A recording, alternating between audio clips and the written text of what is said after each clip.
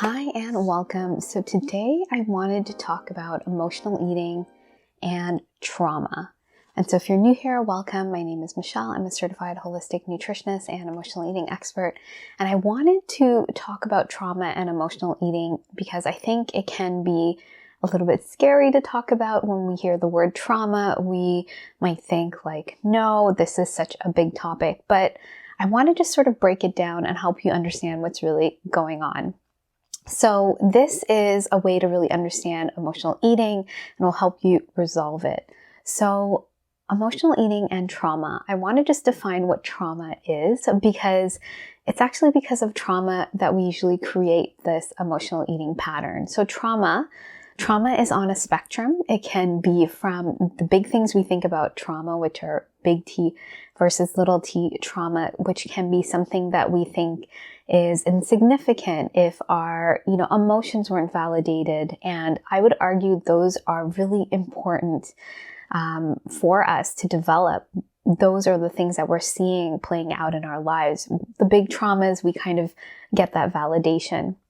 And so when these traumas happen, like I mentioned, if we weren't validated, if we weren't our emotions weren't regulated, our parents weren't able to help us move through uncomfortable emotions, certain events in our lives, if our needs weren't met, this creates sort of a trauma. And then when we have this trauma, it's almost as if internally we can't regulate ourselves. So something is happening in our nervous system with our emotions. And if we didn't learn how to do that, we try to figure out how to do that. And this is where emotional eating, this coping mechanism comes into play. This is where we start developing it. And so, we start using food to soothe ourselves whenever that uncomfortable emotion or that trigger happens. And so this keeps repeating. And of course, our brain loves patterns. We'll just quickly go to food whenever we feel sort of this discomfort. And so this trauma is constantly playing out. And over time, obviously with clients, when I work with them, this becomes a bigger and bigger issue because you just start feeling so out of control around food, so out of control of your body, wondering how did you even get there? Because it's been playing out in the background and it hasn't become an issue yet. And when it becomes an issue, you're like, what happened?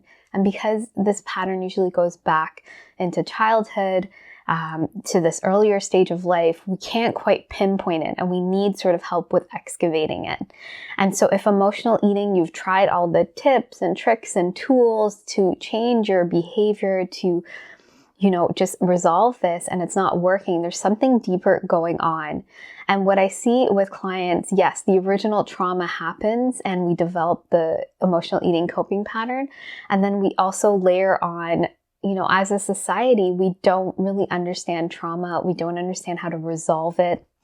A lot of the times the advice given is very, bypass it. We don't actually know how to get into the root of it to process and resolve it.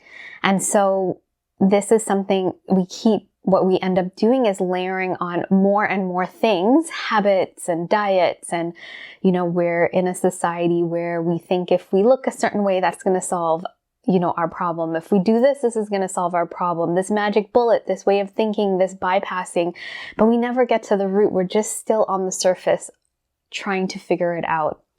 And so, it's almost like we end up amassing more and more layers of trauma, things that don't work, that seem to make us spiral more, or our willpower runs out. And it's just like we can't seem to get into what's really going on.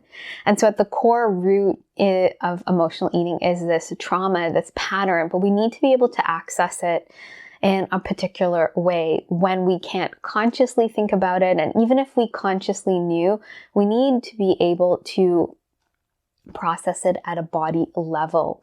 And so if we weren't taught this, because of course we weren't, that's why we are in this pattern, it's going to be a little bit more difficult, and I'm going to share with you that when I went to talk therapy, cognitive behavioral therapy, I started to learn about my triggers, what was triggering me into emotional eating. I was aware of patterns with dieting and restriction and all of these things, but I couldn't create that change. Even though I was on the surface creating all these changes, I was doing the behavior, I wasn't getting at the deep root and meeting my needs at that level. And so when we're on the outside, yes, we might be doing the right behavior and eating the right way that should produce the result we want. But if we don't get into the deeper layers and shift it at this body level, at the subconscious level, we will keep fighting ourselves. And that's the thing with trauma, is we need to access it at that level. And part of the way that I work with this with clients is through somatic meditations with parts work and inner child work.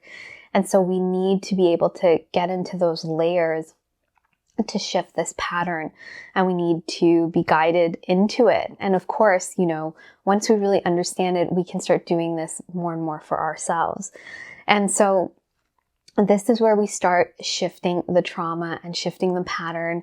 And this is how we integrate, because in those moments of trauma, it's almost like when I use parts work, we have different parts of us that are sort of separate, and we need to get them on the same page. We need to give them more awareness. We need to create a new way forward that all of us is going to be on board with, so that we're in alignment.